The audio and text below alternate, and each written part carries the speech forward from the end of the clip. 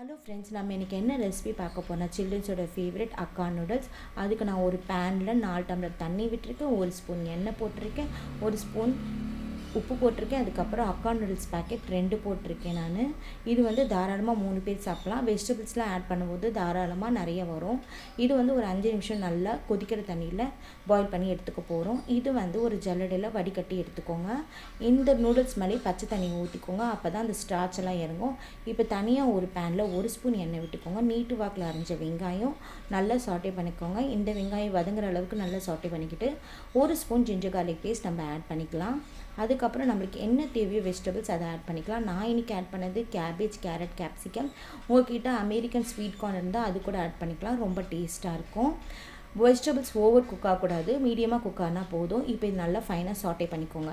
வெஜிடபிள்ஸ்க்கும் fried ரைஸ்க்கும் vegetables வந்து கொஞ்சம் க்ரன்ச்சியாக தான் இருக்கணும், ஓவர் குக் ஆகுனா நல்லாவே இருக்காது. இப்போது இது நல்லா சாட்டே பண்ணிட்ட பிறகு நம்ம என்ன சாஸஸ்லாம் ஆட் பண்ண போகிறோம்னா சோயா சாஸ், சில்லி சாஸ், அதுக்கப்புறம் பெப்பர் தான்.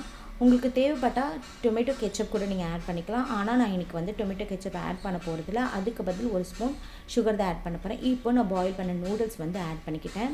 இப்போ இது எல்லாமே போட்டு ஒரு மிக்ஸ் பண்ணிக்கலாம். ஆல்ரெடி நூடுல்ஸ் வேக வைக்கும் போது 1 ஸ்பூன் உப்பு போட்டிருக்கேன்.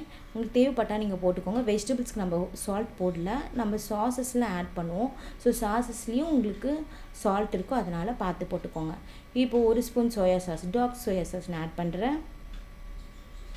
இப்போ இதுவும் நல்லா ஒரு மிக்ஸ் பண்ணிக்கலாம்.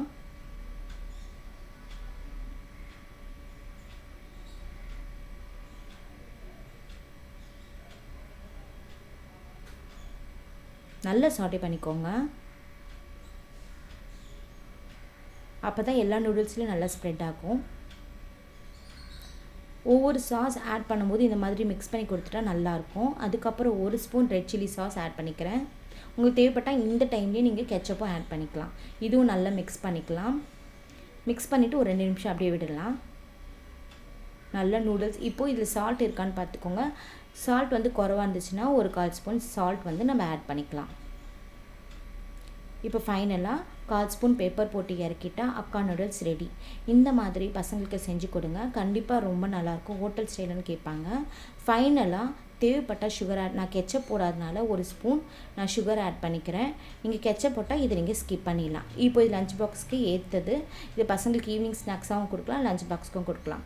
எங்கள் சேனல் நீங்கள் ஃபஸ்ட் டைம் நீங்கள் பார்க்குறதா இருந்தால் சப்ஸ்கிரைப் பண்ணுங்கள், ஷேர் பண்ணுங்கள், லைக் பண்ணுங்கள். Thank you friends.